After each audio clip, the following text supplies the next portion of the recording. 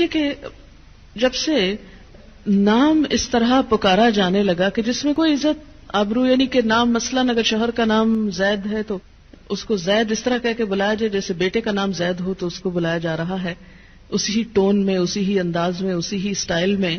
تو یہ صرف نام پکارنا ہی نہیں ہے، یہ ایک رویے کا اظہار کر رہا ہے، ایک رجحان کی بات ہو رہی، ایک تعلق اور ایک انداز کی بات ہے جو ایک بلانے کے انداز سے لے کر پھر باقی سب معاملات میں ساتھ چلتی. تو اسی لیے ہماری نانیاں اور دادیاں جب کہتی تھی مننے کے ابا اور منی کے ابا اور اس کے، تو اگرچہ ہمیں بہت آکورڈ لگتا ہے وہ سب کچھ. پھر ایک جنریشن تو مننے کے ابا کہتی تھی، اگلی کہتی صاحب کا ساتھ نام لگاتی تھی، شوہر کے نام کے ساتھ صاحب. اب اگلی جنریشن نے صاحب بھی اڑا دیا، اور معلوم نہیں آئندہ کیا ہونے والا ہے. ہو سکتا ہے نک نیم سے پکارا جانے لگے، اور شاید پکارا بھی جاتا ہو. ٹھیک ہے، اگر آپس میں فرینکنیس ہے تو کوئی حرج نہیں نام لینے میں. آپ کو پتہ ہے کہ حضرت عائشہ جب حضور سے ناراض ہوتی تھی تو کیا کہتی تھی، کیسے پکارتی تھی ان کو؟ صحیح حدیث کے الفاظ مجھے یاد نہیں.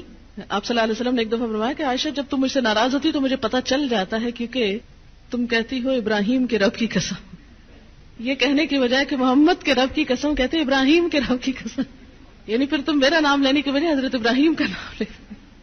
تو یہ ہے کہ نام لینے میں حرج نہیں، کوئی حرج نہیں اگر نام سے پکارا جا رہا ہے، لیکن تو اور تم نہ کہیں. عام لوگوں کے ساتھ بھی بات کرتے ہوئے ہمارے اندر ڈیسنسی ختم ہوتی جا رہی ہے. آپ دیکھیں کہ اگر ہم اپنی کسی دوست کو بھی تو کہیں تو کہتے ہیں بہت فرینکنیس کی علامت ہے، لیکن مجھے تو کبھی ایسی فرینکنیس اچھی نہیں لگی کہ جس میں انسان بدتمیزی پہ اتر آئے اور تو اور تم کہنے لگے. جو عزت آپ میں ہے، اور ہمارے کلچر کا بھی ایک تھوڑا سا حصہ ہے کہ اس میں لفظ جہاں انگریزی میں تو یو ہی ہے ایک ہی بیچارہ، لیکن اردو میں الحمدللہ رچ ہے اردو اس سینس میں، تو بھی ہے، تم بھی ہے، آپ بھی ہے. تو ایک اچھے لفظ کا انتخاب کر لیں، اور جب اللہ نے ایک درجہ زیادہ دے دیا تو عزت کا لفظ بولنے میں نقصان کچھ بھی نہیں ہوگا.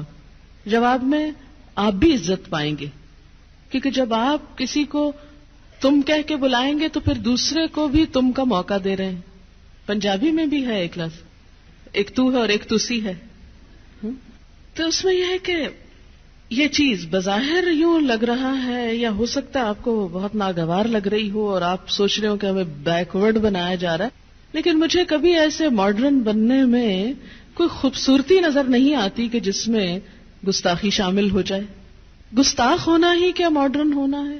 کیا بدتمیزی کرنا ہی کانفیڈنس کا نام ہے؟